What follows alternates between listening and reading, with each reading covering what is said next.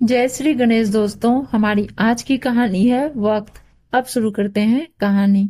नाश्ते की टेबल पर शिखा सबको नाश्ता परोस रही थी और उसके चेहरे पर थकान साफ नजर आ रही थी कि तभी अंकित कहता है, शिखा नाश्ता करके तुम 1-2 घंटे सो लेना, गुड़िया तब तक अपने दादू दादी के साथ खेल लेगी। लता जी, अंकित की माँ, क्यों रात को चौकीदारी कर रही थी क्या? जो सुबह सवेरे सोएगी घर की बहू जब तब सोए अच्छा थोड़े ही ना होता है। अंकित: माँ जब तब सोती है क्या शिखा? आपको भी पता है गुड़िया रात को उठ उठ कर खेलती है, फिर घंटों बाद सोती है, तो शिखा को भी जागना पड़ता है। मेरी सुबह ऑफिस होती है इसलिए वह मुझे भी नहीं जगाती, इस वजह से उसकी नींद पूरी नहीं हो पाती है। तो थोड़ी देर सुबह सो लेगी तो उसकी भी सेहत ठीक रहेगी। माँ: बेटा, यह तो हर माँ की कहानी है। तुझे क्या लगता है तू ऐसे ही बड़ा हो गया? सिर्फ जन्म देने से अगर कोई माँ बन जाता तो यूं ही नहीं माँ का इतना मान बढ़ पाता। बच्चे को जन्म देने के बाद से उसे अपने सारे सुख सुविधाओं की भी बलि देनी पड़ती है। यूं ही नहीं सब कहते हैं कि माँ बनना इतना आसान नहीं होता। अंकित: माँ मुझे ऑफिस के लिए देर हो रही है, आपसे मैं शाम को बात करता हूँ। आप जरा 2 घंटे गुड़िया को संभाल लेना। यह बोलकर अंकित निकल जाता है। इधर नाश्ता खत्म करके शिखा अपने कमरे में सोने चली गई, गुड़िया को दादी के पास रखकर।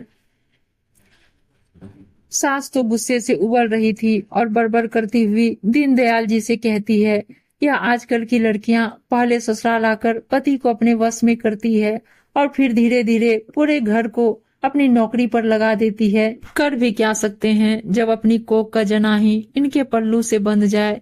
यह तो फिर भी बड़ाई है दीनदयाल जी।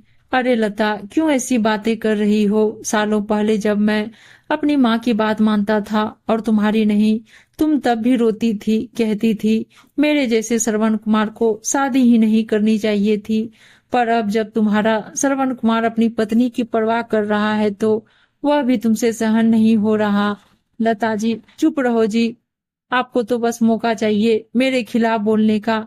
पता नहीं मेरी किस्मत इतनी खराब क्यों है। पहले पति परवाह नहीं करता था और अब बेटे को भी परवाह नहीं है। फिर गुड़िया की तरफ देखकर कहती है, तू भी बन जाना अपनी माँ की तरह ड्रामेबाज। दीनदयाल जी: अरे इसे क्यों गलत पट्टी पढ़ा रही हो? लाओ इसे मेरे पास दो, अब 2 घंटे मैं खेलूंगा इसके साथ ताकि मम्मी अच्छी निन्नी कर सके, है ना मेरी लाडो? लता जी मन ही मन सोचती है, पता नहीं ऐसा कौन सा जादू किया है इस सिखाने सब पर कि सब इसके ही गुणगान करते रहते हैं। लगभग 2 घंटे बाद शिखा उठकर नहा धोकर गुड़िया को लेने सास के कमरे में जाती है तो देखती है पापा जी ने गुड़िया को सुला दिया है। उसे देखकर सास कहती है, हो गई नींद पूरी? चाहो तो और 1-2 घंटे सो लो, क्योंकि गुड़िया तो सो रही है। शिखा: नहीं मम्मी जी, मैं खाना बनाने जा रही हूँ, अगर यह उठे तो आवाज लगा दीजिएगा। दीनदयाल जी: हाँ बहू तू जा, मैं बुला लूंगा तुझे। दोपहर को सभी खा पी कर सो जाते हैं तो गुड़िया खेल रही होती है। शिखा भी गुड़िया के साथ खेल रही होती है। शाम को गुड़िया सोती है तो शिखा की भी आंख लग जाती है तो सास गुस्से में खुद ही चाय नाश्ता बनाकर खा लेती है।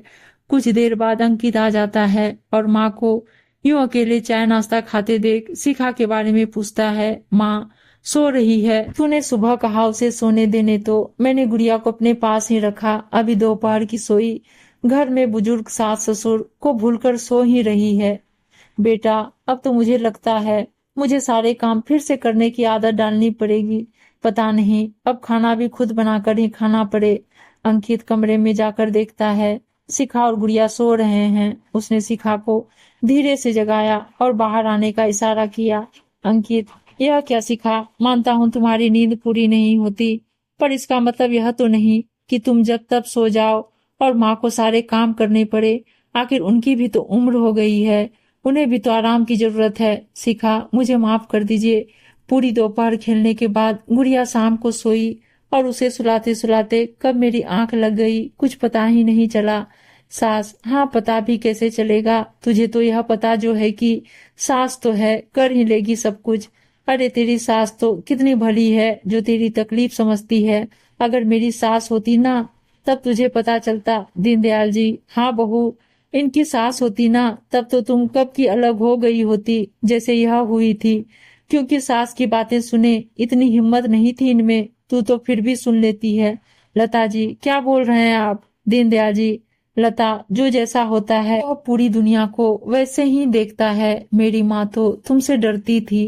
अरे एक कप चाय के लिए भी तुम उन्हें कितना सुनाती थी, और आज अपनी बहू पर अत्याचार कर रही हो। मत भूलो तुम्हें भी बूढ़ी होना है। आज तो वक्त और शरीर साथ दे रहा है, कल ना भी दे तब एक कप चाय के लिए कहीं तरसना ना पड़े। क्योंकि हमारा व्यवहार हमारे सामने वाले को अच्छा या बुरा बनाता है। किस जमाने में जी रही हो तुम पता नहीं। वह वक्त गया जब सास के अत्याचार बहुएं सिर झुकाकर सहती थी। अब तो अगर बहू ने पलटकर अपने पर हुए अत्याचार का जवाब दे दिया तो पूरा बुढ़ापा ही नर्क बन जाएगा।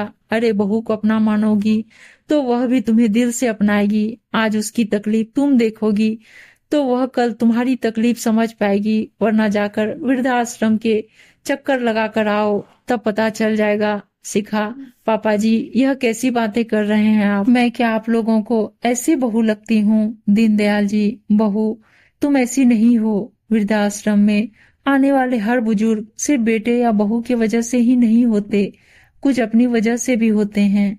हम सामने वाले की तकलीफ अगर नहीं समझेंगे तो वह भी क्यों समझे? लता जी चुपचाप खड़ी अपनी गलतियों को समझ तो रही थी, पर शायद उन्हें यह कबूल करने में समय लगे। उम्मीद है दोस्तों कहानी अच्छी लगी होगी, और अच्छी अच्छी कहानियां सुनने के लिए चैनल को सब्सक्राइब और वीडियो को लाइक शेयर जरूर कर दीजिएगा। धन्यवाद दोस्तों।